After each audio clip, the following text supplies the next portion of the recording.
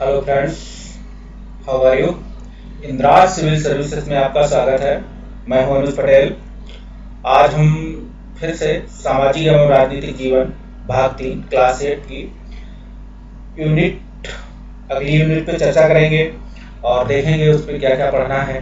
तो चलिए शुरुआत करते हैं और देखते हैं क्या क्या पढ़ना है हमको।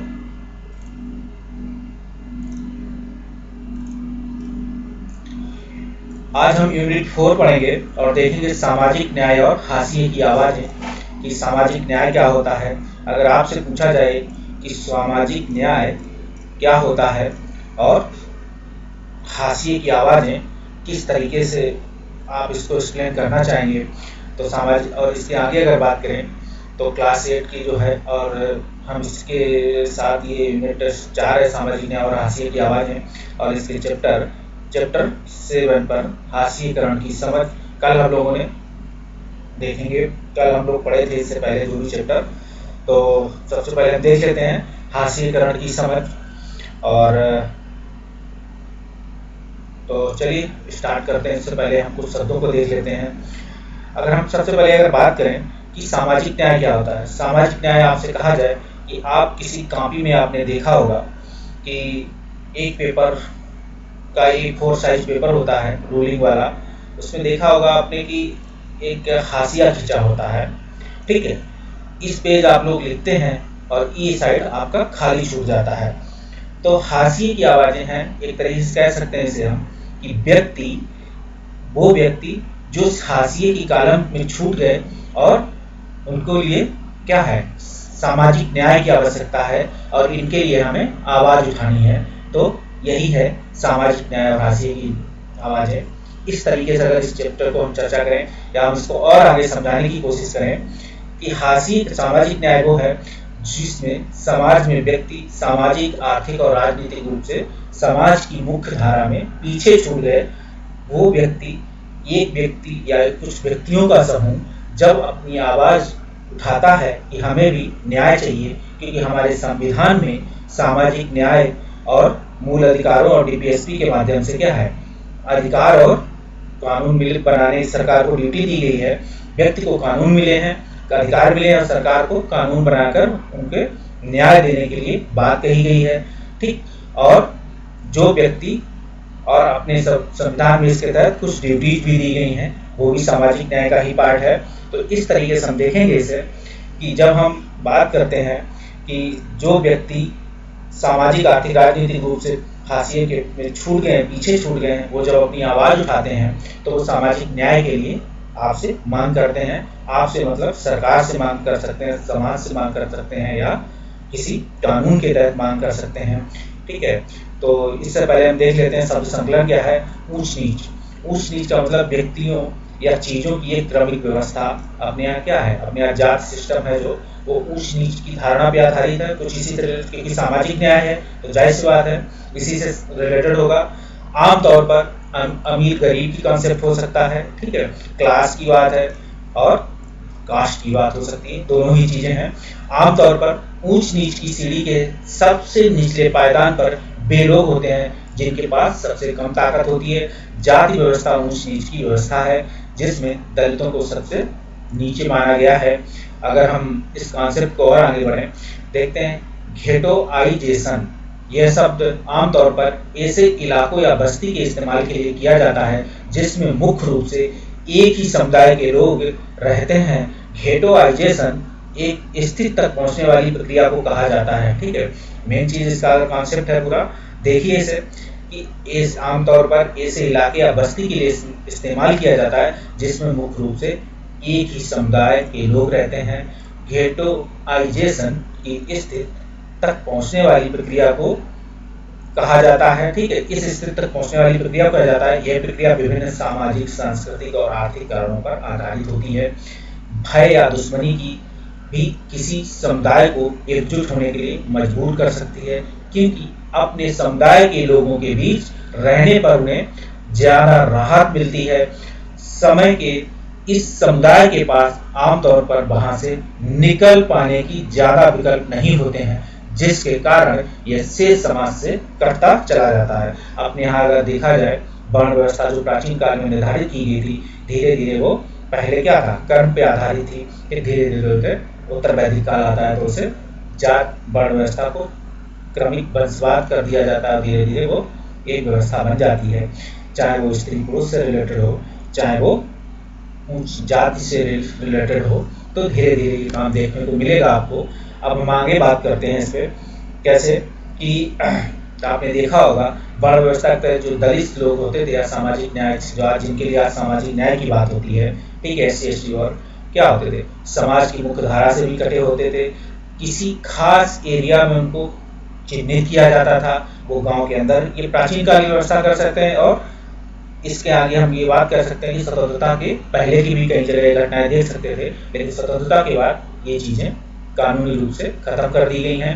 लेकिन इससे पहले आप देखते थे कि औपनिवेशिक शासन से काल के पहले, या जिसे कहें मध्यकाल या प्राचीन काल की जो अगर आप हिस्ट्री देखते हैं तो आपको ऐसी व्यवस्थाएं दिखेंगी, और दुश्मनियां एकजुट होने के लिए मजबूर होते थे। ये कभी कभी क्या होते, ऐसे को एक दूसरे के लिए हिंसक घटनाएं करते रहते थे, क्योंकि अपने समुदाय के लोगों के बीच रहने पर उन्हें ज्यादा राहत मिलती थी। इस समुदाय के पास आमतौर पर वहां से निकल पाने के ज्यादा विकल्प नहीं होते थे, जिसके कारण वैसे समाज से कटता चला जाता था। ठीक है, इस स्थिति को भी हम कहेंगे ऐसा।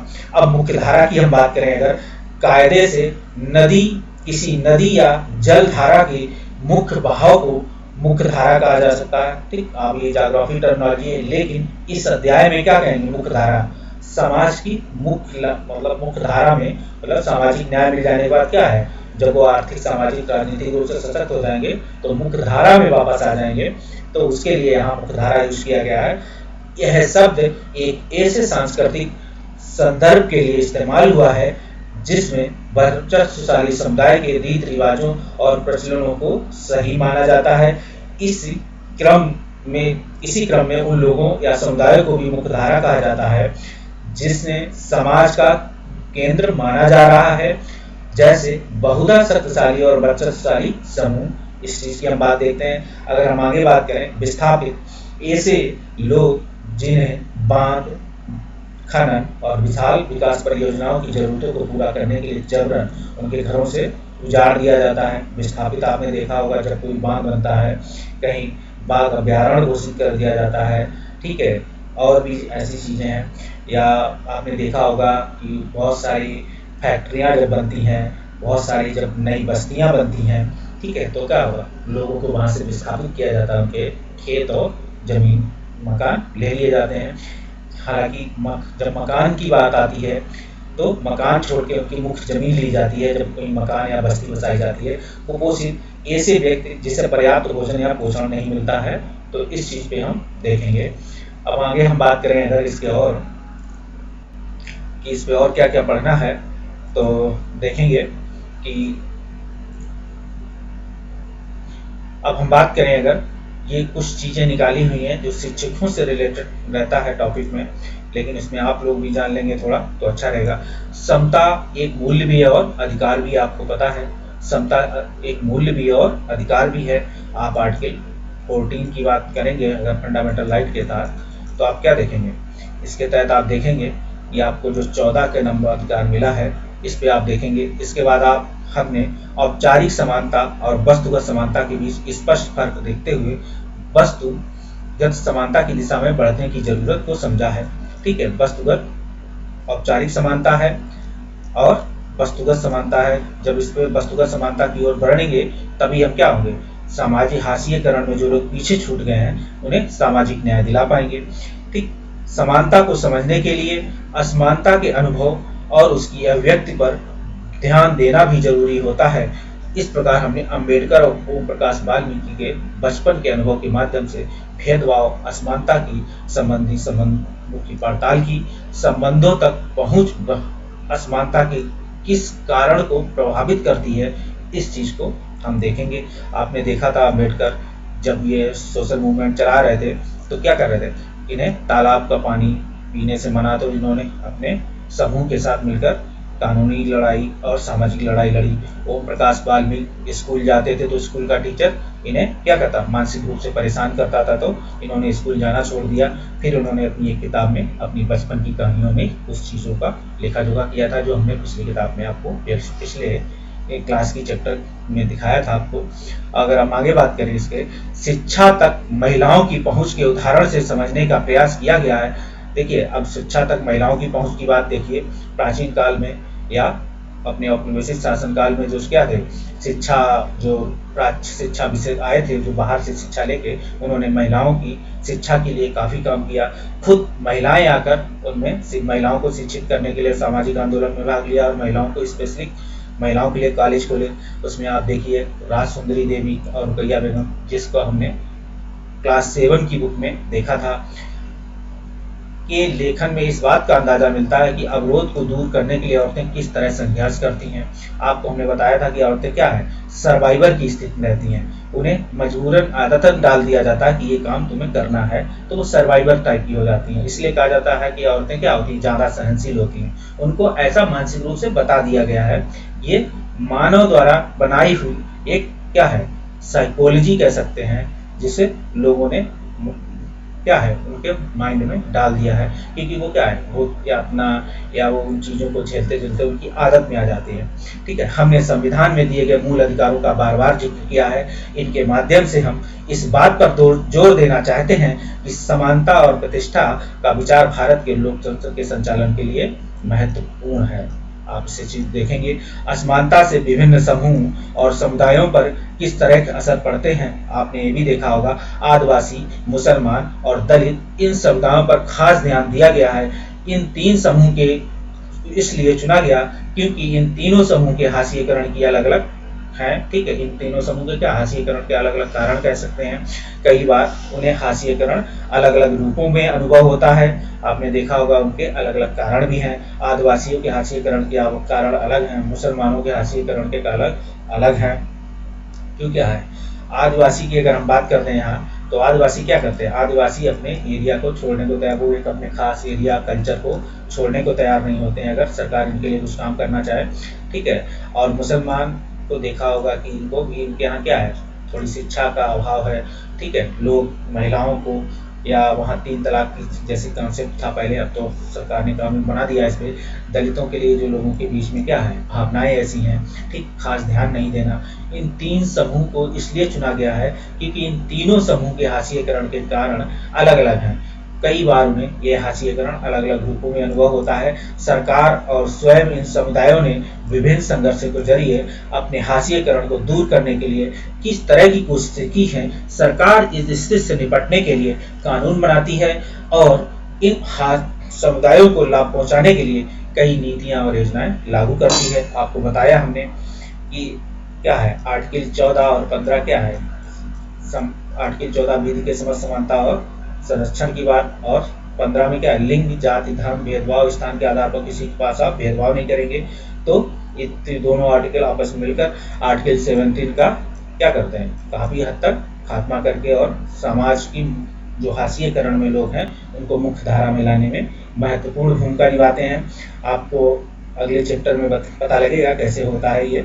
सरकार की इस स्थिति से निपटने के लिए कानून बनाती है। कानून क्या, कानून बनाने के लिए सरकार को भारत की संविधान के नीति निर्देशक तत्वों में, भारतीय संविधान में नीति निर्देशक तत्वों में क्या सरकार को क्या है, कानून बनाने के लिए इस डीपीएसपी में सरकार से उम्मीद की जाती है, राज्य और केंद्र सरकारों से, कि वो अपने अपने जगह लोगों के लिए, वेलफेयर के लिए या सामाजिक न्याय के लिए या हाशिएकरण में जो लोग पीछे हट गए हैं या जिनकी सामाजिक आर्थिक स्थिति कमजोर है, उनके लिए कानून बनाकर उन्हें समाज की मुख्य धारा में लाएं और सशक्त करें।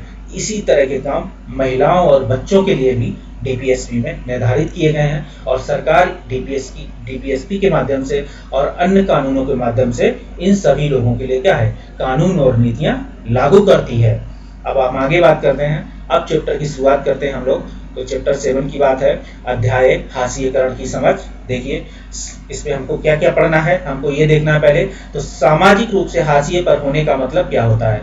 आपको बताएं, देखिए आप कापियों के जिन पन्नों पर लिखते हैं उनके बाईं ओर खाली जगह होती है, जैसा कि हमने पहले बताया, जहां आमतौर पर लिखा नहीं जाता है, उस पन्ने को हाशिया कहा जाता है। कुछ ऐसा ही समाज में भी होता है। हाशियाई का मतलब होता है कि जिसे किनारे या हाशिए पर धकेल दिया गया हो। ऐसे में वह व्यक्ति क्या है, चीजों के केंद्र में नहीं रहता है। यह एक ऐसी चीज है जिसको आपने अपनी कक्षा या खेल के मैदान में कभी ना कभी महसूस किया होगा। कक्षा या खेल में आपने देखा होगा क्या है, कंपटीशन रहता है, एक दूसरे क्या पीछे धकेलते रहते हैं। मैदान में क्या है, मैदान में खेल जीतने के लिए क्या है, लोग बॉल या फुटबॉल के मैदान में देखो बॉल लेने के लिए एक दूसरे को पीछे धकेलते रहते हैं। ठीक, तो ये हाशिएकरण की एक भावना होती है। लेकिन हम खेल के मैदान में देखेंगे तो ये एक स्वस्थ कंपटीशन होता है। कक्षा में देखोगे तो कहीं ना कहीं एक स्वस्थ कंपटीशन माना जाता है, लेकिन कभी कभी इंस्टीट्यूशनल क्राइम होते हैं यहाँ पे भी। लेकिन मैदान के खेल में ऐसी भावना आपको कम दिखेगी। हाँ, मैदान में खेल की भावना के खेल प्रारंभ होने से पहले जो सिलेक्शन होता है उसमें आपको हो सकता है कहीं दिखे। वो इंस्टीट्यूशनल जो हाशिएकरण की बात करते हैं, अगर उस चीज़ की हम बात करेंगे, ठीक, तो इस पे भी देखेंगे। और हम बात करें समाज में ऐसे समूह या समुदाय भी हो सकते हैं जिन्हें इस तरह की बेदखली का एहसास रहता है। उनके हाशिएकरण की वजह यह हो सकती है कि वे एक अलग भाषा बोलते हैं। ठीक है, हाशिएकरण की भाषा है कि समाज की मुख्य धारा में कभी नहीं आ पाए। जैसे एसटी, दलित, आज जैसे आदिवासी वर्ग होगा तो आदिवासी वर्ग की क्या उनकी एक अलग भाषा रहती है, वो समाज की मुख्य धारा में आ ही नहीं पाते हैं। शुरुआत में वो अपनी ही जगह को अपना कल्चर, अपना सब कुछ मानते हैं। ठीक है, उन्हें लगता है कि अगर मैं इस जगह को छोड़ के जाऊंगा तो हमारे साथ घटनाएं घटने लगेंगी, हमारा भगवान हमसे नाराज हो जाएगा और हमारे साथ अजीब अजीब घटनाएं होने लगेंगी। ऐसा आदिवासी लोग भी मानते हैं। ठीक है, ये टैबू होते हैं। इसे हम अगर कल्चर, अगर उसकी भाषा में है आदिवासी या धर्म विज्ञान की या धर्म विज्ञान की भाषा में कहें तो ये टैबूज होते हैं। वे अलग अलग भाषा बोलते हैं, अलग अलग रीति रिवाज अपनाते हैं या बहुसंख्यक समुदाय के मुकाबले किसी दूसरे धर्म के हैं। ठीक है, ये अलग अलग रीति रिवाज अपनाते हैं या बहुसंख्यक समुदाय के मुकाबले किसी दूसरे धर्म के।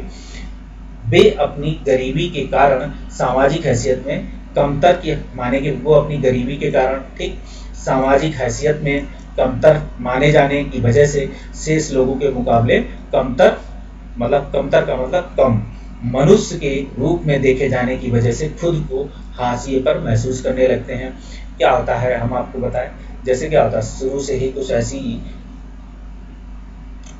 ही कुछ ऐसी कानून बनते रहे जिसमें क्या था, कुछ लोगों के लिए कहा था कि ये लोग यही काम करेंगे, तो उनको काम करने के लिए काम कर दिया गया कि जैसे समाज में दलित वर्ग थे, उनको क्या था, उनको काम था कि जैसे लोगों के खेतों में काम करना या दास के रूप में काम करना। प्राचीन परंपरा ऐसी ही कुछ थी, लेकिन धीरे धीरे समय बदलता है और जब संविधान बनता है तो धीरे धीरे, और जैसे सामाजिक अस्पृश्यता के रूप में आर्टिकल 17 के तहत ये चीज़ें खत्म की गई। ठीक है, कोई किसी को बदुआ मजदूर बना के नहीं रखेगा, ये कानूनी अपराध है। तो इन सब चीज़ों को धीरे धीरे लागू किया गया। अब आगे देखते हैं, और ये इसी तरीके से धीरे धीरे ऐसा माना जाता है, जब उनके साथ सदियों से ऐसा चला आता है, हजारों सालों से, तो लोग ऐसा मानने लगते हैं। ठीक, कई बार हाशियाई समूह के लोग दुश्मनी और डर के भाव से भी देखते हैं। फासले और अलग थलग किए जाने का यह एहसास समुदायों को संसाधनों और मौकों का फायदा उठाने से रोक देता है। फलस्वरूप हाशियाई समुदाय अपने अधिकारों के लिए आवाज उठाने में चूक जाते हैं। उन्हें समाज के ऐसे ताकतवर और वर्चस्वशाली तबकों के मुकाबले सत्यहीनता और पराजय का एहसास रहता है, जिनके पास जमीन है, धन दौलत है, जो ज्यादा पढ़े लिखे हैं और राजनीतिक रूप से ज्यादा ताकतवर हैं। इसका मतलब है कि हाशिएकरण किसी एक ही दायरे में महसूस नहीं होता। आर्थिक, सामाजिक और राजनीतिक सभी दायरे समाज के कुछ तबकों को हाशियाई महसूस कराने के लिए विवश करते हैं। आपने देखा होगा कि समाज के कुछ लोग मिलकर क्या करते हैं, किसी को जबरदस्ती कभी कभी क्या करते हैं, सामाजिक आर्थिक रूप से राजनीतिक दायरे समाज के कुछ तबकों या कुछ व्यक्तियों को हाशिए पर धकेलने की क्या है कोशिश करते हैं, जिसे कहते हैं इंस्टीट्यूशनल क्राइम, या देखते रहते हैं लोग किस तरीके से इसका काम रोका जाए, तो इस तरीके से भी काम होते हैं।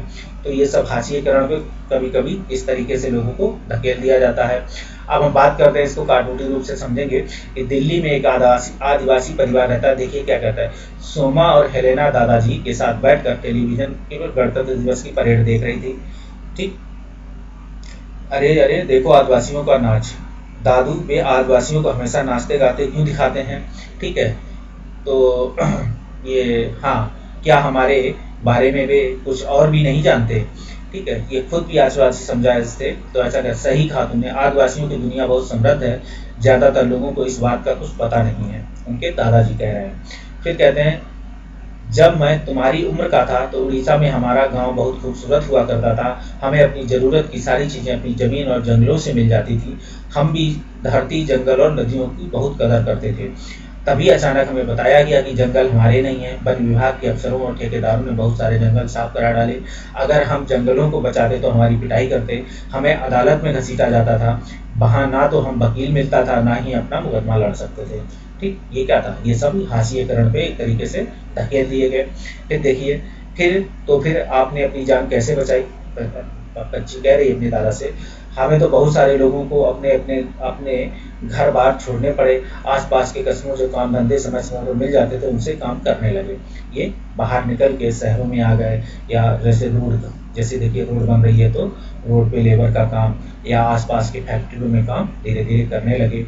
फिर अफसर आए, उन्होंने कहा कि हमारी जमीन के नीचे लोहे का भंडार है। अब आए खनन विभाग वाले। ठीक, तो खनन विभाग वाले आए तो क्या भंडार है उसे निकालना चाहते। उन्होंने बड़े बड़े वादे किए, कहते थे अगर हम अपनी ज़मीन उन्हें बेच देते तो वो नौकरी या पैसा देंगे। कुछ गांव वाले बहुत खुश हुए, कुछ को लगता था कि हमारी ज़मीन तबाह हो जाएगी, तो कुछ ने कागजों पर अंगूठे के निशान भी लगा दिए।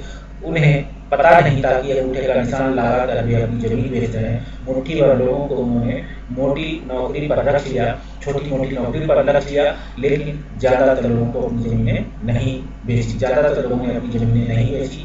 ठीक है, फिर आगे बात करिए कैसे आगे, तब उन्होंने हमारे साथ मारपीट शुरू कर दी, मैंने तरह तरह धमकाने लगे। आखिरकार उनको सबको पुरखों की ज़मीन बेचने और छोड़ने के लिए मजबूर कर दिया गया। हमारी पूरी जीवन शैली का रातों रात नाम निशान मट गया। जो आदिवासी शैली थी, कल्चर था, उनका संस्कृति थी, वो दादू हमारी ज़मीन, उसका 30 एकड़ जमीन के बदले ठेकेदार ने हमें बस थोड़ा सा पैसा मिला।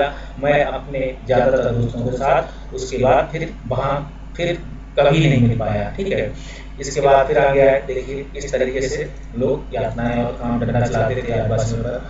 शहर में भी पैसे मुश्किल थोड़े दिन चले, हमारे पास रोजी रोटी का कोई साधन नहीं था, बचा था। फिर हम किराए पर एक कमरे के मकान में रहने लगे। अपनी बेखौफ जिंदगी और उसे खुले माहौल को हमें बहुत याद आती है। इसके बाद कुछ साल बाद तुम्हारे पिताजी को दिल्ली में नौकरी मिल गई और हम यहाँ चले आए। वे बड़ी कठिनाई भरे दिन थे, इसलिए तुम दोनों को भी हम कई साल स्कूल नहीं भेज पाए। ठीक, ऐसी बात दादू बता रहे हैं अपने दिल्ली वाले घर में अपने बच्चों, दादू मतलब पोते नाती पोतों को। मुझे स्कूल जाने से नफरत थी। हम पढ़ाई में इतने पीछे थे कि सारे बच्चे हमारा मजाक उड़ाते थे। हम घर पर संथाली भाषा बोलते थे, ठीक है, संथाली टाइप से थे, इसलिए हिंदी में बात नहीं कर पाते थे। ठीक है, लेकिन अब हमारे कुछ दोस्त बन गए हैं, मैं थोड़ी थोड़ी अंग्रेजी भी बोल लेता हूँ। ठीक, ऐसा ये लड़की बोल रही है। और काश मैं अपने दोस्तों को अपनी गांव बर्बाद होने से पहले दिखा सकता। तुम लोग अभी भी उन्हें अपने गांव के बारे में बता सकती हो। हमें कुछ भी सीख सकते हैं। एक दिन मैं अपनी यानी आदिवासियों की कहानी पर एक फिल्म बनाऊंगी, ऐसा उनके दादा की जो पोती है कह रही है। अब देखिए आदिवासी कौन लोग थे। तो आदिवासी कौन लोग थे, आदिवासी शब्द का इस्तेमाल मूल मतलब होता है मूल निवासी। ठीक है, जैसे हम कहें आदिवासी, जैसे ऑस्ट्रेलिया में क्या होता है एबॉरिजिनल कहा जाता है उन्हें। ठीक, आदिवासी यहाँ के क्या थे, मूल निवासी थे। ठीक, मूल निवासी ऐसे समुदाय जो जंगलों के साथ जीते आए हैं और आज भी उसी तरह से जी रहे हैं। भारत की लगभग 8% आबादी आदिवासियों की है। देश के बहुत सारे महत्वपूर्ण खनन और औद्योगिक क्षेत्र जो है आदिवासी इलाकों में आते हैं। जमशेदपुर, राउरकेला, बोकारो और भिलाई का नाम आपने सुना होगा। ठीक है, इस तरीके से आदिवासियों की सारी आबादी एक जैसी नहीं है। भारत में 500 से ज़्यादा इस तरह की आदिवासी समूह हैं। छत्तीसगढ़, झारखंड, मध्य प्रदेश, गुजरात, उड़ीसा, महाराष्ट्र, राजस्थान, आंध्र प्रदेश, पश्चिमी बंगाल, उत्तर पूर्व के अरुणाचल प्रदेश, असम और मणिपुर, मेघालय, मिजोरम, नागालैंड, त्रिपुरा आदि राज्यों में आदिवासियों की संख्या काफ़ी है। यहाँ से आपके क्वेश्चन ट्राइबल जो जनसंख्या पूछी जाती है यूपीएससी या ईसीएस स्टेट पीसीएस में आपने देखा होगा, या वनडे एग्जाम में इस टाइप से क्वेश्चन आपसे बनते हैं। आप यहाँ से चीज़ों को देखें, परसेंटेज, नंबर ऑफ पीपल जो एसटी एससी वर्ग, एसटी और एससी वर्ग के, ठीक है, ऐसे राज्यों से पूछा जाता। अकेले उड़ीसा में 60 से ज़्यादा अलग अलग जनजाति समूह रहते हैं। आदिवासी समाज औरों से बिल्कुल अलग होते हैं, उनको क्योंकि उनके भीतर ऊंच नीच का फर्क बहुत कम होता है, क्योंकि वो एक ही समाज में रहते हैं, उनकी एक संस्कृति होती है, ठीक है। समुदाय भले ही संस्कृतियाँ अलग भले भले हो, जनजातियाँ भले अलग हो, लेकिन उनकी संस्कृतियों का जो बोलचाल या संस्कृतियों का लगभग एक जैसा होता है। उनकी संस्कृतियों के आपस में कभी कभी विवाह संबंध भी होते हैं, या एक ही संस्कृति एक ही ट्राइब में लोग विवाह करते हैं। बहुत सारी ट्राइब्स ऐसी हैं, तो उन ट्राइब्स में क्या होता है, वो अपनी ट्राइब के भीतर ही विवाह करते हैं। बहुत सारी ट्राइब्स होती हैं कि वो अपनी ट्राइब से बाहर की ट्राइब में किसी से शादी करते हैं। और ट्राइब्स जो हैं, बहुत सारे टाइप के उनके विवाह टाइप जो शादी के कल्चर होते हैं, शादी के उनके कई प्रकार के शादियाँ के चलन रीति रिवाज हैं, ठीक है, क्योंकि उनके भीतर ऊंच नीच का फर्क बहुत कम होता है। इसी वजह से जाति समुदाय, जाति वर्ण पर आधारित समुदाय या राजाओं के शासन वाले रहने के बिल्कुल अलग होते थे, ठीक। वो इस चीज़ को कभी समझे नहीं, कभी रहे नहीं इस चीज़ में, तो वो इस समुदाय से बिल्कुल अलग होते थे। आदिवासी के बहुत सारे जनजातीय धर्म होते हैं। उनके धर्म इस्लाम, हिंदू, ईसाई आदि धर्मों से बिल्कुल अलग हैं। वे अक्सर अपने पुरखों की, गांव और प्रकृति की उपासना करते हैं, ठीक है। उन्हें नेचर से प्रेम होता है, उसको ही प्रेम करते हैं। उनका ये भी मानना होता है कि अगर वो इस इलाके को छोड़ देंगे तो यहाँ का जो मेरा भगवान है वो हमसे रूठ जाएगा, हम कहीं भी जाएंगे तो मेरे साथ अनर्थ होता रहेगा। प्रकृति से जुड़ी हुई आत्माओं में पर्वत, नदी, पशु आदि आत्माएं हैं। ये विभिन्न स्थानों से जुड़ी हुई होती हैं, इनका वहीं निवास माना जाता है। ग्राम आत्माओं की अक्सर गांव की सीमा के भीतर निर्धारित पवित्र लता कुंजों में पूजा की जाती है, जबकि पुरखों की उपासना घर में ही की जाती है, ठीक है। आपने देखा होगा जो आत्माएं होती हैं उनकी गांव की सीमा के निर्धारित पवित्र लता कुंज वो अपने बना रखते हैं अलग अलग टाइप से। इसके बाद फिर आगे जो उनके पुरखे होते हैं उनकी उपासना घर में की जाती है। आदिवासी अपने आसपास के बौद्ध और ईसाई धर्म आदि धर्मों का शाक्त, वैष्णव, ठीक, भक्ति आदि पर प्रभावित होते रहते हैं, ठीक। आदिवासी क्या होते हैं, जैसे भारत में जब 1813 की बात आई, जब ईसाई धर्म को शिक्षा के प्रचार प्रसार के लिए क्या हुआ, सरकार ने कानून बनाया 1 लाख रुपए देती है, तो उसके साथ उसमें होता है कि ईसाई लोग भारत में आए और ईसाई में शिक्षा के माध्यम से क्या हुआ, उन्होंने ईसाई धर्म को भी प्रचार प्रसार किया। बौद्ध धर्म भी अपने बौद्ध धर्म का प्रचार इनके बीच करते हैं, ठीक है। बौद्ध धर्म में खासियत ये है कि सभी वर्णों के लोगों अपनी भाषा के माध्यम से या लीगल लैंग्वेज के माध्यम से उनमें अपना प्रचार प्रसार करते हैं। साथ ही अन्य धर्म जैसे शाक्त धर्म, वैष्णव धर्म, ठीक है, ये सब धर्म भी पंथों में प्रभावित होते रहते हैं, इनसे भी लोग। और आदिवासियों के धर्मों का आसपास के साम्राज्यों में प्रचलित प्रभुत्वशाली धर्मों पर भी असर पड़ता है, ठीक है। आदिवासियों के धर्मों का आसपास के साम्राज्य में प्रचलित प्रभुत्वशाली जो धर्म होते हैं उनमें उनका भी असर पड़ता है। आदिवासियों के जो धर्म होते हैं उनका भी। उड़ीसा का जगन्नाथ मंदिर इसका उदाहरण है। देखिए कैसे बताया गया कि उड़ीसा का जगन्नाथ मंदिर बंगाल और असम की शक्ति एवं तंत्रिकाएं, तांत्रिक परंपराएं, जो बंगाल और असम की शक्ति एवं तांत्रिक परंपराएं इसी के उदाहरण हैं, ठीक है। 19वीं सदी में बहुत सारे आदिवासियों ने ईसाई धर्म अपनाया, जो आधुनिक आदिवासी इतिहास में एक महत्वपूर्ण क्या है, धर्म बन जाता है। इसकी बात हम देखते हैं। अब आगे बात करें, देखिए ये है, तो ये परंपरागत पोशाक में सजे धजे जनजातीय आदिवासी समुदाय की तस्वीरें हैं। आमतौर पर आदिवासियों को इन्हीं रूपों में पेश किया जाता है। इसका आधार हम यह गलतफहमी हो जाती है कि आदिवासी रंग बिरंगे और पिछड़े लोग होते हैं, लेकिन ऐसा नहीं है। इनकी पोशाक से इनको नहीं मान सकते। आपने देखा होगा नॉर्थ ईस्ट जो 7 सिस्टर्स स्टेट हैं उसमें देखा होगा आपने, मात्र सत्तात्मक समाज के रूप में जाने जाते हैं वो। वहाँ पुरुष सत्ता का रूप में कम है, लेकिन वहाँ की लिटरेसी रेट देखोगे आप तो अन्य राज्यों से अच्छी दिखेगी। खासकर नॉर्थ इंडिया के जो स्टेट हैं उनसे अच्छी लिटरेसी रेट आपको, शिक्षा जो है आपको नॉर्थ ईस्ट के लोगों में दिखेगी। जबकि वहाँ अधिकतर लोग क्या है, किसी किसी राज्य में तो 90% तक लोग एसटी वर्ग से आते हैं, लेकिन उनकी शिक्षा का देखोगे लेवल, लेकिन वो अपनी कल्चर, अपनी परंपरा से पीछे नहीं हटते हैं उसको प्रदर्शनी करने में, या अपने कल्चर, अपने गान त्यौहार को बड़े आनंदमय मनाते हैं। इसलिए कभी उनके कल्चर को पहनावा देखकर ये मत सोचिए कि ये लोग बहुत पिछड़े हैं या आदिवासी हैं। आदिवासियों की अपनी भाषाएं रहती हैं, उनमें से ज़्यादातर संस्कृत से बिल्कुल अलग थलग और संभव उतनी ही पुरानी है। इन भाषाओं ने बंगला जैसी मुख्यधारा की भारतीय भाषा को गहरे तौर पर प्रभावित किया है। इनमें संथाली बोलने वालों की संख्या सबसे ज़्यादा है। अब उनकी अपनी पत्र पत्रिकाएं निकलती हैं, इंटरनेट पर ये पत्रिकाएं मौजूद हैं। इसकी बात करेंगे। आदिवासी और प्रचलित छवियां। हमारे देश में आदिवासियों का एक खास तरह पेश किया जाता रहा है। स्कूल के उत्सवों, सरकारी कार्यक्रमों या किताबों व फिल्मों में उन्हें सदा एक ही रूप में पेश किया जाता है। वे रंग बिरंगे कपड़े पहने, सिर पर मुकुट लगाए, हमेशा नाचते गाते दिखाए जाते हैं। इसके अलावा उनकी जिंदगी की सच्चाइयों के बारे में हम बहुत कम जानते हैं। ठीक है, हम हमारे संविधान के आर्टिकल में आपने देखा होगा, आर्टिकल 25 से 30 तक क्या है, धर्म और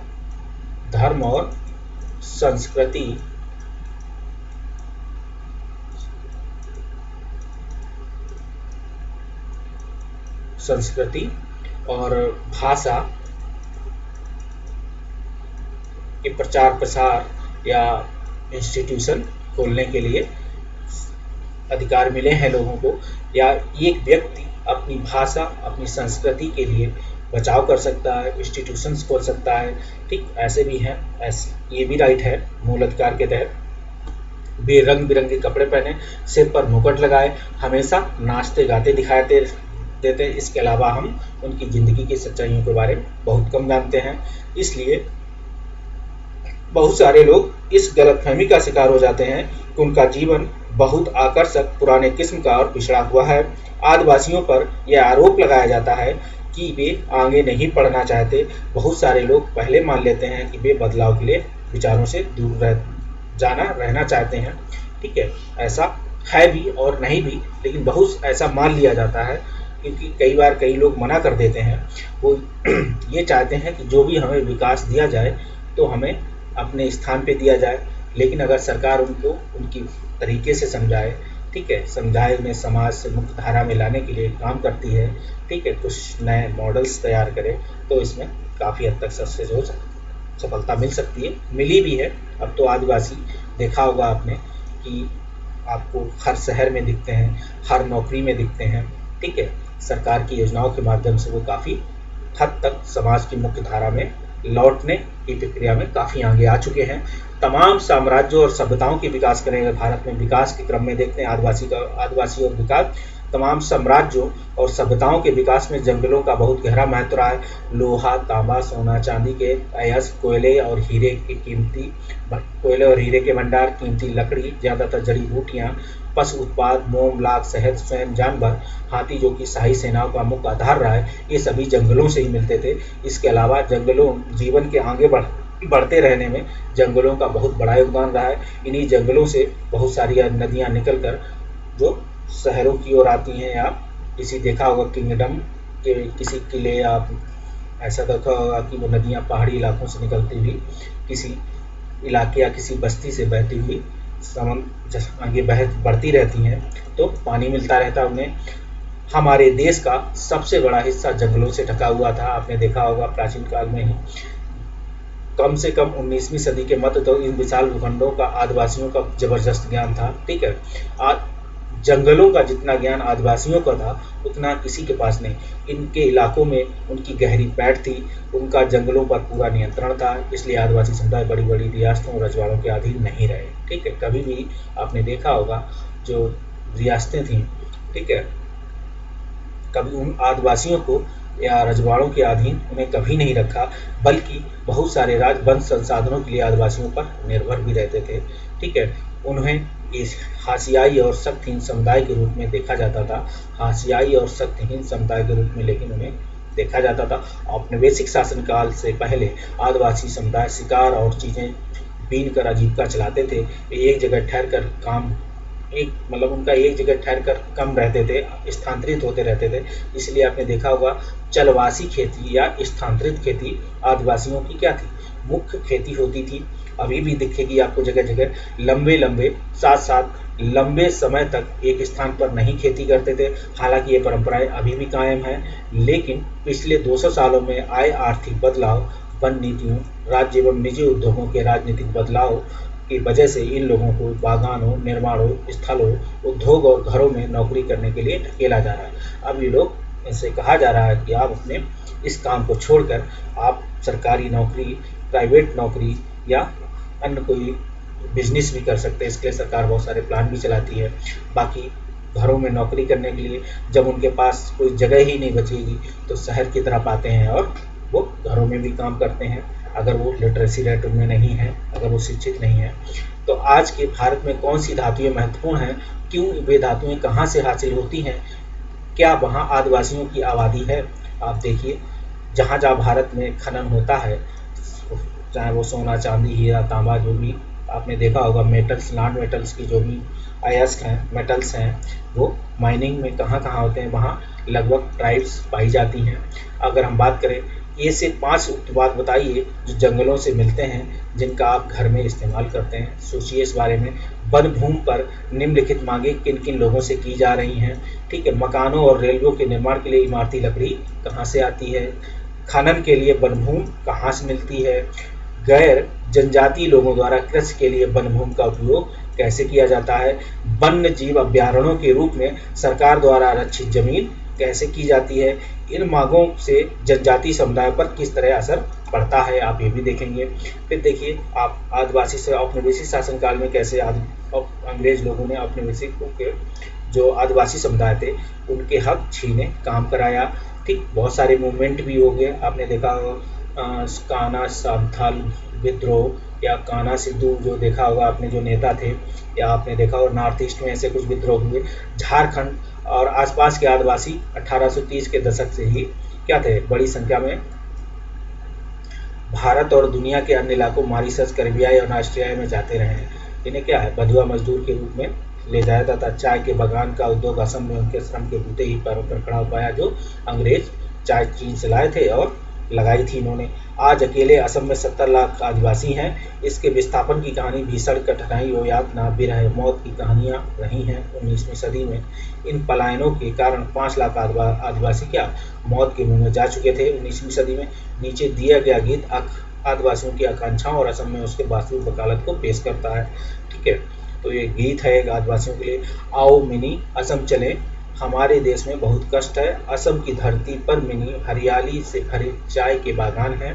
सरदार कहता है काम काम, बाबू कहता है उन्हें पकड़ो इधर लाओ, साहब कहते हैं तुम्हारी खाल उधेड़ दूंगा। हे जादूराम, तुमने हमें असम भेजकर बड़ा छल किया है। ये स्रोत है बसु, ये Jharkhand movement ethnicity culture of silence, इन्होंने ये लिखा हुआ है।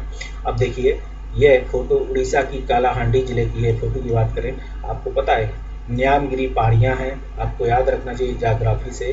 कालाहांडी, न्यामगिरी की पहाड़ियाँ बहुत पूछा जाता है, बहुत बार एग्जाम में पूछा गया है।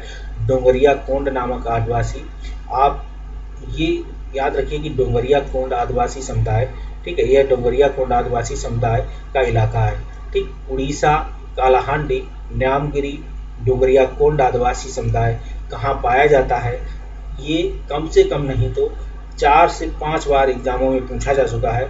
न्यामगिरी इस समुदाय का पवित्र पर्वत है। ठीक है, न्यामगिरी से आपसे पूछा जाए, न्यामगिरी पर्वत है, उड़ीसा में है।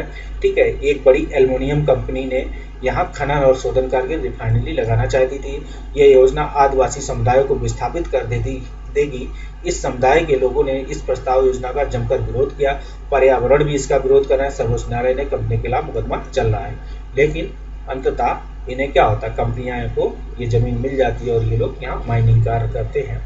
अब ये आप इस चीज़ों को देखें, समझें कि यहाँ कौन कौन से, जो कालाहांडी में क्या मिलता है, न्यामगिरी की पहाड़ियों में क्या मिलता है, डोंगरिया कोंड नामक आदिवासी समुदाय क्या इनका खास विशेषता है और ये क्या काम करते हैं।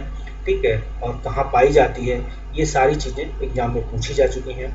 आदिवासियों के इलाके में खनिज पदार्थों और अन्य प्राकृतिक संसाधनों की भरमार रही है, इसलिए इन जमीनों को खनन और अन्य विशाल औद्योगिक परंपराओं या परियोजनाओं के लिए विशाल औद्योगिक परियोजनाओं के लिए बार बार छीना गया है। जनजातीय भूमि पर कब्जा करने के लिए ताकतवर गुटों ने हमेशा मिलकर काम किया होगा। देखा होगा औद्योगिक भूमि को क्या है, कुछ ताकतवर गुट रहते हैं, वो लोग हायर कर लेते हैं पैसों पर उन गुट को और काम किया गया। काफ़ी बार उनकी ज़मीन जबरन छीनी गई है और निर्धारित प्रक्रियाओं का पालन बहुत कम किया गया। सरकारी आंकड़ों से पता चलता है कि खनन और खनन परियोजनाओं के कारण विस्थापित होने वालों में 50% से ज़्यादा केवल आदिवासी रहे हैं। आदिवासियों के बीच काम करने वाले संगठनों की एक ताज़ा सर्वेक्षण रिपोर्ट से पता चलता है कि आंध्र प्रदेश, छत्तीसगढ़, उड़ीसा, झारखंड और में जो लोग विस्थापित हुए हैं उनमें से 79% आदिवासी थे। उनकी बहुत सारी जमीन देश भर में बनाए गए सैकड़ों बांधों के जलाशयों में डूब चुकी है। पूर्वोत्तर भारत की अगर हम बात करें, जमीनें लंबे समय से क्या थी, वहाँ क्या आस्था लगा हुआ है, देखा होगा आपने, सशस्त्र बलों के बीच चलने वाले टकरावों से विधि हुई है। इसके अलावा भारत में क्या 44 राष्ट्रीय पार्क है, अब इसकी संख्या काफ़ी बढ़ चुकी है। ठीक है, 372 वन्यजीव अभ्यारण्य, ये भी इनकी संख्या बढ़ चुकी है। इनका कुल क्षेत्रफल बढ़ चुका है 1,09,652 वर्ग किलोमीटर है। कि ऐसे इलाके हैं जहाँ मूल रूप से आदिवासी रहा करते थे, अब उन्हें वहाँ से उजाड़ दिया गया है और वे इन जंगलों में रहने की कोशिश करते हैं, तो उन्हें घुसपैठिया कहा जाता है। अपने ही मूल भूमि में जाना उनको आजकल घुसपैठिया माना जाता है। ठीक है, ये कहानी है। अपनी जमीन और जंगलों से बिछड़ने पर आदिवासी समुदाय आजीविका की भोजन अपने मुख्य स्रोतों से वंचित हो जाते हैं। ठीक है, वे अपने परंपरागत निवास स्थानों से छीनते जाने की वजह से बहुत सारे आदिवासी काम की तलाश में शहरों की तरफ मुख कर गए हैं। आदिवासी लगभग 10,000 तरह के पौधों का इस्तेमाल करते हैं। उनमें से लगभग 8,000 प्रजातियां दवाइयों के तौर पर, 325 प्रजातियां कीटनाशकों के तौर पर, 425 प्रजातियां गोंद, रेजिन, डाई और के तौर पर, 50 प्रजातियां रोगों, रेशों के लिए इस्तेमाल की जाती हैं। इनमें से 3500 प्रजातियां भोजन के रूप में इस्तेमाल होती हैं। जबकि आदिवासी समुदाय वन भूमि पर अपना अधिकार खो देते हैं, तो यह सारी संपदा भी उनकी खत्म हो जाती है। ऐसे काम होता है। ये निर्माण स्थल पर बहुत मामूली वेतन वाली नौकरियों पर काम करते हैं। ठीक है, गरीबी और लाचारी के जाल में फंसते चले जाते हैं। ग्रामीण इलाकों में 45%, शहरी इलाकों में 35% आदिवासी क्या है, समूह गरीबी रेखा से नीचे गुजर बसर कर रहे हैं। आपसे कभी ये लाइन पूछी जा सकती है, अपडेट हो करके देख लीजिएगा। इसकी वजह से वे कई तरह के अभावों का शिकार हो जाते हैं। उनके बहुत सारे बच्चे कुपोषण के शिकार हो जाते हैं, क्योंकि जब उन्हें ठीक से खाना नहीं मिलेगा, उनके ठीक से न्यूट्रिएंट नहीं मिलेंगे, ठीक है, तो क्या होगा, कुपोषण के शिकार हो जाएंगे वो खुद भी और उनके आने वाले बच्चे भी। आदिवासियों के बीच साक्षरता दर भी बहुत कम है, ऐसा हम देखते हैं। लेकिन ये अब आंकड़ा बदल चुका है। वो आदिवासी अभी पिछड़े हुए हैं जो ट्राइब्स क्या है, अभी अपने कल्चर्स में क्या है, शिक्षा को बढ़ावा नहीं दे रही हैं। जैसे नॉर्थ ईस्ट में जो ट्राइब्स हैं, उन्होंने अपने यहाँ शिक्षा को अच्छा बढ़ावा दिया और आज वो अच्छे शिक्षित हैं। ठीक, आपकी राय में यह बात क्यों महत्वपूर्ण है कि आदिवासियों को भी उनके जंगलों और वनभूमि में इस्तेमाल संबंधित फैसलों अपनी बात कहने का मौका मिलना चाहिए। ठीक है, तो आगे अगर बात करें इस क्वेश्चन को, अगर हम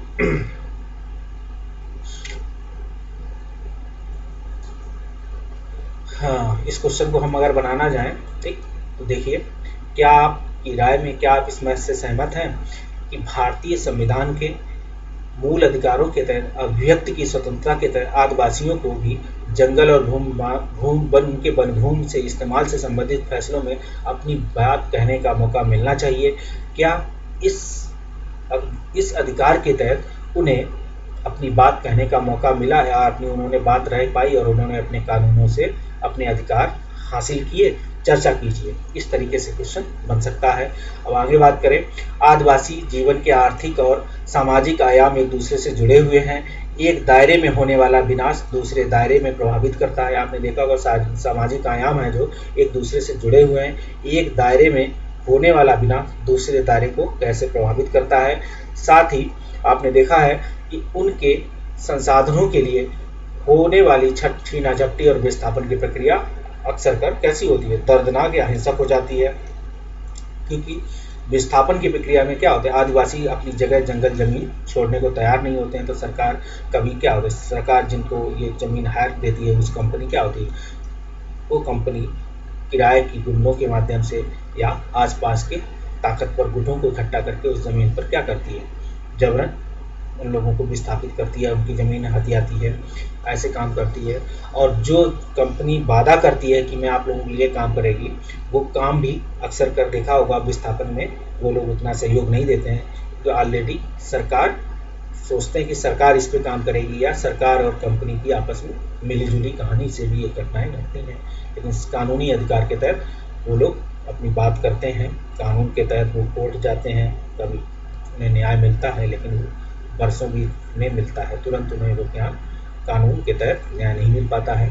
अल्पसंख्यक और हाशिएकरण की बात करें, मौलिक अधिकारियों के जरिए हमारा संविधान धार्मिक और भाषाई अल्पसंख्यकों को क्या सुरक्षा प्रदान करता है। आपकी राय में अल्पसंख्यक समुदायों को ये सुरक्षा क्यों मुहैया कराई जा रही है? ठीक है, अल्पसंख्यक शब्द आमतौर पर ऐसे समुदाय के लिए इस्तेमाल किया जाता है जो संख्या की दृष्टि से बाकी आबादी के मुकाबले बहुत कम है, लेकिन यह अवधारणा केवल संख्या के सवाल तक ही सीमित नहीं है, इसमें न केवल सत्ता संसाधनों के ऐसे पहुंच के मुद्दे भी जुड़े हैं। ठीक है, आपने देखा होगा अपने यहाँ जो भी अल्पसंख्यक जिन्हें माना गया है वो संख्या के आधार पर भी बहुसंख्यकों से कम है, बाकी सत्ता और संसाधनों तक उनकी पहुंच भी बहुत कम है, इसलिए इन्हें अल्पसंख्यक माना जाता है। इस चीज़ का आप ध्यान रखेंगे। ठीक है, इस चीज़ को आप बताएंगे तो इसी तरीके से बताएंगे, इससे संख्या के तय नहीं, उनकी सत्ता और संसाधनों में उनकी पहुंच कम होने की वजह से भी उनको अल्पसंख्यक माना जाता है, बल्कि इसके सामाजिक और सांस्कृतिक आयाम भी काफ़ी सामाजिक और सांस्कृतिक आयाम भी होते हैं। देखते हैं कैसे। भारतीय संविधान इस बात को मानता है कि बहुसंख्यक समुदाय की संस्कृति समाज और सरकार की अभिव्यक्ति को प्रभावित कर सकती है। ठीक है, ऐसी सूरत में छोटे आकार घाटे की बात साबित हो जाती है, इसी सूरत में छोटा आकार घाटे की बात साबित हो सकती है और संभव है कि छोटे समुदाय हाशिए पर खिसकते चले जाते हैं। ऐसे में अल्पसंख्यक समुदाय को बहुसंख्यक समुदाय की सांस्कृतिक वर्चस्व की आशंका से बचाने के लिए सुरक्षात्मक प्रावधानों की जरूरत पड़ती है। ये प्रावधान उन्हें भेदभाव और नुकसान की आशंका से भी बचाते हैं, आपने देखा होगा। ठीक है, कुछ खास परिस्थितियों में छोटे समुदाय अपने जीवन संपत्ति और कुशल क्षेम के बारे में असुरक्षित भी महसूस करा सकते हैं। असुरक्षा की यह भावना तब और बढ़ सकती है जब अल्पसंख्यक और बहुसंख्यक समुदाय के संबंध तनावपूर्ण होते हैं। संविधान ने इन सुरक्षाओं की व्यवस्था के लिए इसलिए की है कि हमारा संविधान भारत की सांस्कृतिक विविधता की सुरक्षा और समानता व न्याय की स्थापना के लिए क्या है, प्रतिबद्ध और संकल्पबद्ध है। कानूनों को कायम रखने, मौलिक अधिकारों को साकार करने में न्यायपालिका एक अहम भूमिका निभाती है। आपको पता है कि मूल अधिकारों के हनन पर आप सीधे सुप्रीम कोर्ट जा सकते हैं। आर्टिकल 32 के तहत बताया आपको हमने। अगर किसी भी नागरिक को ऐसा लगता है कि उसके मौलिक अधिकारों का क्या हनन हो रहा है, तो वह अदालत जा सकता है। आइए इन प्रावधानों की रोशनी में मुसलमानों के संदर्भ में हाशिएकरण को समझते हैं। तो कैसे है, तो हम मुसलमान और हाशिएकरण 2011 की जनगणना के अनुसार भारत की आबादी में मुसलमानों का प्रतिशत 14.2% है। उन्हें हाशियाई समुदाय माना जाता है। ठीक, कारण है हाशियाई समुदाय, एक तो जनसंख्या में अल्पसंख्यक माने गए हैं, दूसरा सत्ता और संसाधनों में उनकी पहुंच बहुत सीमित है, क्योंकि दूसरे समुदायों के मुकाबले वे सामाजिक आर्थिक विकास को उतने लाभ नहीं मिले हैं। विभिन्न स्रोतों से ली गई निम्नलिखित 3 सारणियों से पता चलता है कि मूलभूत सुविधाओं, साक्षरता और सरकारी नौकरियों के हिसाब से मुस्लिम समुदाय की स्थिति कैसी है। नीचे दिए गए आंकड़ों को देखें तो पहली बात है, देखिए धार्मिक समुदाय दिए हैं। जब धार्मिक समुदाय आपको दिए गए हैं, जैसे देखिए हिंदू, जो पक्का घर इनका देखेंगे आप तो ये 65.4 है। बिजली देखोगे तो इनके पास 75.2 है। नल का पानी 43.7 है। मुस्लिमों के पास अगर पक्का घर है तो 63.8 और बिजली 67.5 और नल का पानी 30.8। और ईसाइयों की देखोगे तो 69.3, ठीक, और बिजली 86.2 और नल का पानी 48%। सिख देखोगे तो पक्का घर इनके पास कितना 99.1 और बिजली 96 और देखोगे नल का पानी 49.3। ये स्रोत जो है India human development report 2011 towards social inclusion, Oxford university press of institute of employed man power research, योजना आयोग, भारत सरकार। जो योजना आयोग अब क्या है, अपने मूलभूत रूप में ना आकर नीति आयोग के रूप में है। देखेंगे इनमें से कौन से समुदायों को मूलभूत समुदाय कहेंगे। मूलभूत सुविधाएं सबसे ज़्यादा और सबसे कम उपलब्ध है, आप इस आंकड़ा को देखिए। ठीक है, अगर विभिन्न साक्षरता की बात करें तो देखिए साक्षरता कुल 74% है, जिसमें ये आंकड़े थोड़े बदल चुके हैं, इस चीज़ को बता चुके हैं। हिंदू देखेंगे अगर तो 63 पॉइंट है, मुस्लिम 57 पॉइंट है, ईसाई 74 पॉइंट है, सिख आपको 67 पॉइंट है, बौद्ध आपको 71 पॉइंट है और जैन 86 पॉइंट है। ये साक्षरता दर इन प्रतिशत में है। आपको किस समुदाय की साक्षरता दर सबसे कम सबसे ज़्यादा है, आप देख सकते हो कि हिंदू मुस्लिमों की सबसे साक्षरता दर भी कम है और जैनों की सबसे ज़्यादा है। ठीक, अगर सरकारी नौकरियों मुसलमानों का प्रतिशत देखोगे तो 13.5 आबादी है। प्रशासनिक सेवा में देखिएगा IAS जो है क्या है 3 है। ठीक है, मुसलमानों का प्रतिशत पुलिस सेवा में 4 और प्रतिशत है ये। ठीक है, प्रतिशत देखेंगे आप। ठीक, इनका प्रतिशत भारतीय विदेश सेवा में 1.8% है। केंद्रीय सार्वजनिक क्षेत्र इकाइयाँ PSU जिसे बोलते हैं 3.3 है। राज्य स्तरीय PSU में 10.8 है। बैंक और रिजर्व बैंक में 2.2 है। ये भारत में मुस्लिम समुदाय की सामाजिक आर्थिक शैक्षणिक स्थिति प्रधानमंत्री की उच्च स्तरीय समिति रिपोर्ट 2006 पे आधारित है। ये आंकड़े क्या बताते हैं आप देख लीजिए। ये शिक्षा के आधार पे है, ये नौकरियों पे है, क्या सत्ता में माइनॉरिटीज की जो भागीदारी पे देखिए। सच्चर समिति की रिपोर्टों में दिए गए शिक्षा आंकड़ों संबंधी आंकड़ों को पढ़िए। 6 से 14 साल की उम्र के बच्चों को 25% बच्चे या तो कभी स्कूल नहीं गए होते हैं या स्कूल छोड़ चुके होते हैं। कभी किसी भी सामाजिक धार्मिक समुदायों के मुकाबले ये बहुत बड़ी क्या है संख्या है। आपने देखा है। क्या आपको लगता है कि इस स्थिति से निपटने के लिए विशेष प्रावधान करना जरूरी है? आपको सोचने की जरूरत ही नहीं इसमें। तो मुसलमान विकास के विभिन्न संकेतों से पिछड़े हुए आपको दिखाया गया। सरकार ने 2005 में उच्च स्तरीय समिति का गठन किया।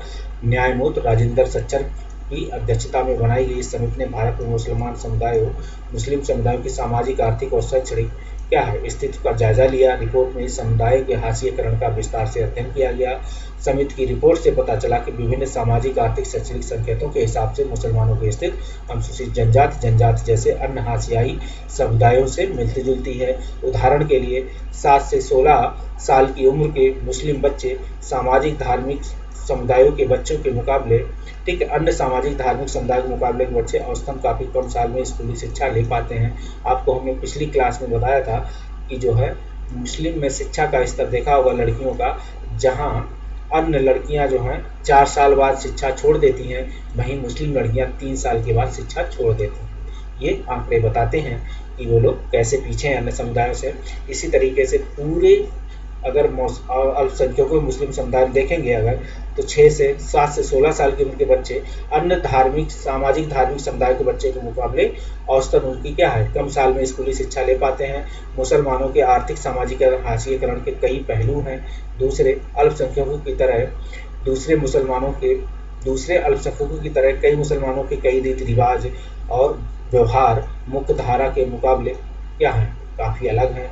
सब नहीं लेकिन कुछ मुसलमानों में बुर्का, लंबी दाढ़ी, फैज, टोपी का चलन आदि दिखाई देता है, जिसे क्या है ये मुस्लिम के रूप में प्रतीक के रूप में उनके बन गए हैं कि अगर कोई मुस्लिम ये नहीं लगाए रहेगा तो उसे मुसलमान नहीं माना जाता है। ये लोग मुस्लिम कट्टरपंथी ऐसा कहते हैं, उनको डराते धमकाते हैं, जैसे दाढ़ी रखना, टोपी पहनना, ठीक है, और कुछ अन्य शारीरिक क्रियाकलाप साथ में ही। ठीक, बाकी अगर हम बात करें कि क्या कि इनको शिक्षा इनके समाज में मूल कारण ये होता है धार्मिक कट्टरता अधिक होने की वजह से या धर्म का प्रभाव ज़्यादा होने की वजह से, धर्म का प्रभाव अधिक होने की वजह से क्या होते हैं ये लोग मुस्लिम जो अपने मुस्लिम उनके गुरु होते हैं, ठीक, उनके प्रभाव में आकर ये शिक्षा जैसे कारणों को कम बढ़ावा देते हैं, धार्मिक शिक्षा को ज़्यादा बढ़ावा देते हैं। ठीक, व्यवहारिक शिक्षा इन्हें कम होती है। ठीक है। अगर हम बात करें अगर कि व्यवहारिक शिक्षा का ध्यान इन्हें कम होता है, इस चीज़ पे आप देखेंगे। साथ ही अगर हम बात करें इनकी कि मुस्लिम ये महिलाओं को तो क्या है, सिर्फ इतनी शिक्षा देते हैं कि ये पढ़ लिख सकें, जान सकें, बाकी ये इनकी शादी कर देनी। हालांकि ये चीज़ अन्य अल्पसंख्यक समुदाय अन्य समुदायों में भी दिखती है, ऐसी हम बात करेंगे। अगर हम और आगे बात करें इसकी कि इन्हें धार्मिक शिक्षा आदि बढ़ावा देने के लिए काफ़ी प्रोत्साहन मिलता है, और जनसंख्या में ऐसा मानते हैं लोग कि इनका एक और कहना मानते हैं, हालांकि आंकड़े नहीं दिखाते हैं, कि अधिक जनसंख्या होने की वजह से घर का एक बच्चा कमाए, जितने बच्चे घर में होंगे अगर सभी बच्चे कमाएंगे तो रोजगार चलेगा, अच्छा घर कमाएंगे। तो ये लोग पढ़ाने लिखाने के बजाय छोटी उम्र से ही क्या होते हैं, उद्योगों में, फैक्ट्रियों में या पान बीड़ी गुटखा जैसे कारखानों में क्या काम करने लगते हैं धीरे धीरे, और ये शिक्षा में पिछड़ जाते हैं। अब बहुत सारे लोग भी मुसलमानों की इंसानियों से पहचान कराने की कोशिश करते हैं। इस कारण अक्सर उन्हें अलग नज़र से देखा जाता है। कुछ लोग मानते हैं कि हम सब बाकी लोग जैसे नहीं हैं। अक्सर यही सोच के साथ गलत व्यवहार करने और भेदभाव का बहाना बन जाती है।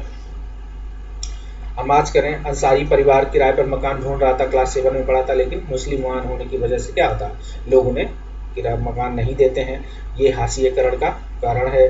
स्थितियों में जिन इलाकों में वो रहते हैं वहाँ से निकलने लगे तो अक्सर उनको क्या, उनका गेटाइजेशन होने लगता है। ठीक है, हाशिएकरण के कारण कुछ स्थितियों में वे जिन इलाकों में पहले रहते हैं वहाँ से निकलने लगे हैं, जिसके अक्सर उनका गेटाइजेशन होने लगता है।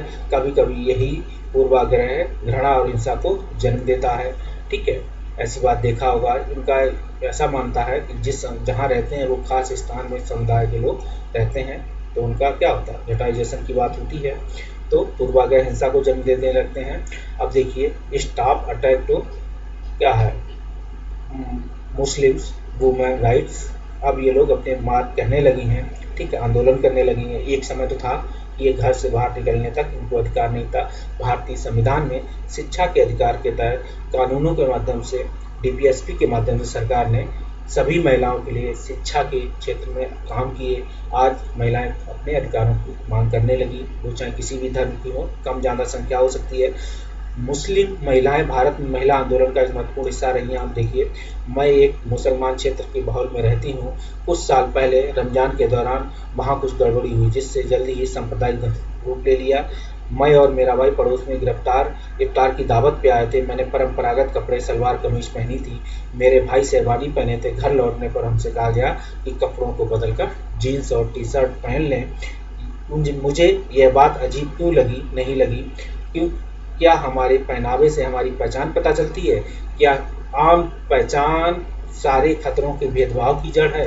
देखिए, आप रमज़ान का महीना था तो किसी इफ्तार पार्टी में गए थे तो क्या थे, कमीज, सलवार कमीज, भाई ने उनके शेरवानी पहनी थी। जैसे ही लौट के आई सांप्रदायिक हिंसा भड़कती है तो उससे कहा गया क्या कि आप जीन्स और टी शर्ट पहन लें। जब भी ऐसी कोई तो क्या माना जाएगा कि ये बहुसंख्यक समुदाय की महिलाएं होंगी और पुरुष होंगे तो उन पर हमला नहीं होगा, ऐसा। या ऐसे ही सेम क्वालिटी में कभी कभी क्या होता है, बहुत सारे अल्पसंख्यक लोग भी या कुछ खास उस एरिया में कुछ अल्पसंख्यक जो उस एरिया के हिसाब से अल्पसंख्यक होते हैं संख्या में कम, तो क्या होता है, सांप्रदायिक दंगा को जन्म देते हैं। तो वो क्या करते हैं, वो भी इस घटना को क्या अगर इसको क्रम उलट दें तो वो भी इस चीज़ को अपना सकते हैं। ठीक है, ये सांप्रदायिक पहचान से उनकी पहचान होती है कि ये बुर्का पहने तो मुस्लिम होगी, ये सर टोपी लगाए है, दाढ़ी बढ़ाए है तो क्या होगा, मुसलमान होगा। ठीक है, जीन्स टी-शर्ट पहने होगा, ठीक है, सेविंग होगी तो ये हिंदू होगा। ऐसी बात देखने को मिलती है आपको कहीं कहीं पहचान के रूप में। मुसलमान के आर्थिक और सामाजिक हाशिएकरण के बीच गहरा संबंध है। आप भारत में औरतों की असमान स्थिति के बारे में पढ़ चुके हैं, बता चुके हैं।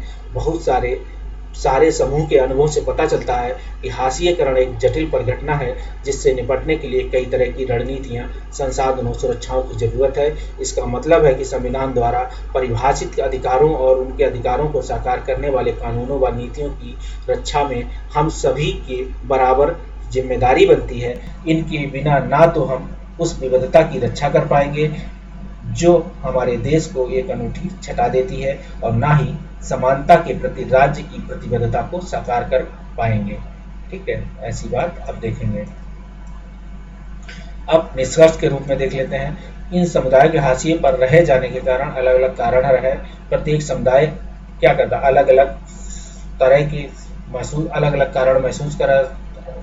प्रत्येक समुदाय इसको अलग अलग तरह से महसूस भी करता है। हमने यह भी देखा कि हाशिएकरण का संबंध अभाव, पूर्वाग्रह, शक्तिहीनता और के एहसास से जुड़ा हुआ है।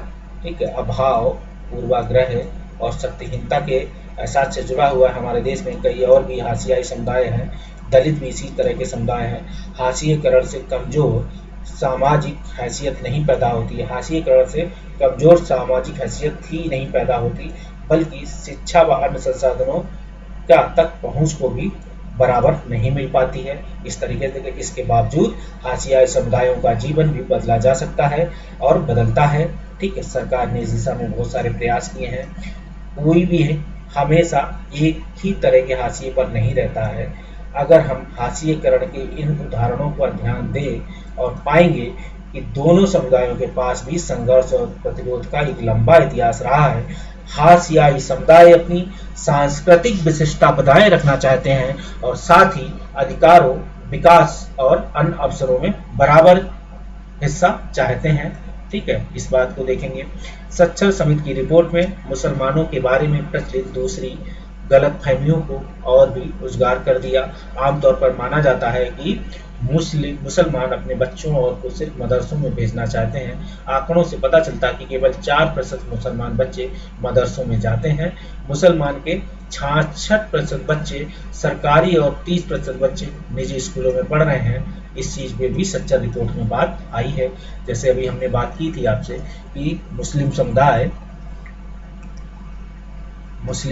जो क्या है, मुस्लिम समुदाय धार्मिक शिक्षा को बढ़ावा देता है।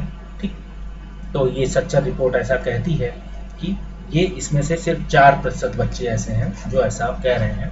लेकिन अब देखेंगे कि मुस्लिम में धर्म में धार्मिक शिक्षा, अगर वो निजी स्कूलों में पढ़ रहे होंगे तो धार्मिक शिक्षा उन्हें क्या घर पे दी जाएगी। ठीक है, धार्मिक शिक्षा को पढ़ना, कुरान को पढ़ना ठीक है, उनका हिस्सा है, मानना हम सम्मान करते हैं। लेकिन हमें लगता है हमें वो शिक्षा देने की ज़्यादा ज़रूरत है जो उनको व्यवहारिक शिक्षा या व्यवहारिक जगत से जोड़े। ठीक है, और वो उनके काम आए। ठीक है, चाहे वो किसी बात कहते हैं, चाहे उनके एजुकेशन से रिलेटेड, आप धर्म से उनको पूजा उपासना करवाने की, ठीक, आप प्रार्थना जिसे कहते हैं नमाज पढ़ने की आप आदत है, अच्छी बात है। लेकिन धार्मिक शिक्षा को ज़्यादा समय देना घर पर, बजाय कि अपनी व्यवहारिक शिक्षा को जो आज ज़रूरत है समय के हिसाब से, इस चीज़ पे भी सोचना होगा। दूसरा, मुस्लिम महिलाओं को क्या है, शिक्षा के कम अवसर, सरकारी स्कूल या निजी स्कूलों में कम अवसर मिलते हैं। उन्हें घरों में धार्मिक शिक्षा पे ज़्यादा जोर दिया जाता है, ऐसा देखा गया, आपने देखा होगा। लेकिन अब समय बदल गया है। अब सभी लोगों के लिए सरकार ने क्या है, शिक्षा की बात अपने मूल अधिकार में की गई है। तो मूल अधिकार के तहत अगर आप किसी को शिक्षित होने से रोकते हैं, ठीक है, तो आपको कानूनी रूप से दंड मिल सकता है। आप वो चाहें किसी भी धर्म से हो, किसी भी जाति से हो, ऐसा अगर कोई कार्य करते पाया जाता है तो ये कानूनी रूप से उनके लिए दंड है। अब इसी दिशा में देखा होगा कि अब चाहे किसी भी धर्म की महिलाएं हों, चाहे किसी भी जात की महिलाएं हों, सभी लोग अब शिक्षा में बराबरी के हक के तहत आने लगे। सरकार इनको बढ़ावा देती है। मिड डे मील के तहत सरकारी स्कूलों में शिक्षा के प्रति बच्चों को आकर्षित करने के लिए मिड डे मील की योजना शुरू की गई, हम सभी लोग जानते हैं। ठीक है, ये PIL के थ्रू आई थी, ये आपको पता है। ठीक है, अब चलिए कुछ अभ्यास प्रश्न है। हाशिएकरण से आप क्या समझते हैं, आप अपने शब्दों पे लिखिए। अगर हम इस क्वेश्चन को बदलना चाहें कि हाशिएकरण से आप क्या समझते हैं, भारत में विभिन्न समुदाय जो सामाजिक और आर्थिक रूप से पिछड़ गए हैं, सामाजिक आर्थिक शिक्षा के क्षेत्र में या राजनीतिक क्षेत्र में जो हाशिएकरण की स्थिति में पहुंच गए, उसके लिए उनके लिए सरकार क्या क्या काम कर रही है, संविधान में उन्हें किस तरीके से अधिकार दिए गए हैं, चर्चा कीजिए। आदिवासी समुदाय, आदिवासी, दूसरा क्वेश्चन है, आदिवासी लगातार हाशिए पर क्यों खिसकते जा रहे हैं, 2 कारण बताइए। ठीक है, आदिवासी, क्या आप इस राय से सहमत हैं कि आदिवासी वर्तमान समय में आदिवासी समुदाय के लिए सरकार द्वारा इतनी नीतियां और योजनाएं चलाने के बाद भी लगातार वो हाशिए में पीछे खिसकते चले जा रहे हैं, क्या आप इस राय से सहमत हैं, चर्चा कीजिए। तीसरा क्वेश्चन आपसे कह सकते हैं कि अल्पसंख्यक समुदाय की सुरक्षा के लिए शैक्षणिक सुरक्षाओं में को क्यों महत्वपूर्ण, सुरक्षित संवैधानिक सुरक्षाओं को क्यों महत्वपूर्ण माना जाता है, चर्चा कीजिए। ठीक है, क्या अल्पसंख्यक समुदाय, क्या आप इस राय से सहमत हैं, क्या चर्चा कीजिए कि अल्पसंख्यक समुदाय की सुरक्षा के लिए संविधान में विभिन्न सामुदायिक सुरक्षाओं को प्रावधान किए गए हैं और इन प्रावधानों के तहत अल्पसंख्यक समुदाय की महिलाओं, बच्चों को शिक्षित और अन्य सार्वजनिक सत्ताओं में भागीदारी में महत्वपूर्ण भाग, इन संवैधानिक कानूनों के जरिए इन्हें सत्ता और सरकारी नौकरी या सत्ता में या अन्य संसाधनों में जो है भाग लेने में महत्वपूर्ण काम जिसे कहेंगे महत्वपूर्ण भूमिका निभाई है। ठीक है, चर्चा कीजिए। अब अल्पसंख्यक और हाशिएकरण वाले हिस्से को दोबारा पढ़िए। अल्पसंख्यक शब्द से आप क्या समझते हैं, आप देखिए इसको। ठीक है, आप इस क्वेश्चन के आप इसको इस तरीके से लिख सकते हैं, अल्पसंख्यक से आप अल्पसंख्यक समुदाय या अल्पसंख्यक से क्या समझते हैं, या साथ ही अल्पसंख्यक समुदाय की भी चर्चा कीजिए और भारतीय संविधान में इनके लिए क्या क्या योजनाएं चालू की गई हैं जिससे इन्हें क्या है, इन्हें समाज में मुख्यधारा में लाया जा सके। आगे चर्चा करें। एक बात है, आप एक बहस में हिस्सा ले रहे हैं जहां आपको इस बात में समर्थन देने, तर्क देने कि मुसलमान एक हाशियाई समुदाय है। अध्याय में दी गई जानकारी के आधार पर 2 तर्क पेश कीजिए। ठीक है, इस पर पढ़ सकते हैं। चित्रपट में आपने देखा कि आदिवासियों की कहानी एक फिल्म पर बनाना चाहती है, आप आदिवासियों के बारे में कहानी बनाकर उनकी मदद कर सकते हैं। क्या आप इस बात से सहमत हैं कि आर्थिक हाशिएकरण और सामाजिक हाशिएकरण आपस में किस तरीके से जुड़े हैं? ठीक है, आपसे पूछा जाए कि चर्चा कीजिए कि आर्थिक हाशिएकरण और सामाजिक हाशिएकरण आपस में किस तरीके से जुड़े हुए हैं और सरकार ने आर्थिक हाशिएकरण और सामाजिक हाशिएकरण में, ठीक है, इनको समाज की मुख्य धारा में लाकर सामाजिक न्याय के क्षेत्र में क्या क्या काम किए हैं, कुछ कानूनी प्रावधानों की चर्चा से ही चर्चा कीजिए। इस क्वेश्चन को ध्यान रखिएगा, इस तरीके से पूछ सकता है। सो थैंक यू, मिलते हैं अगले वीडियो में, तब तक के बाय बाय।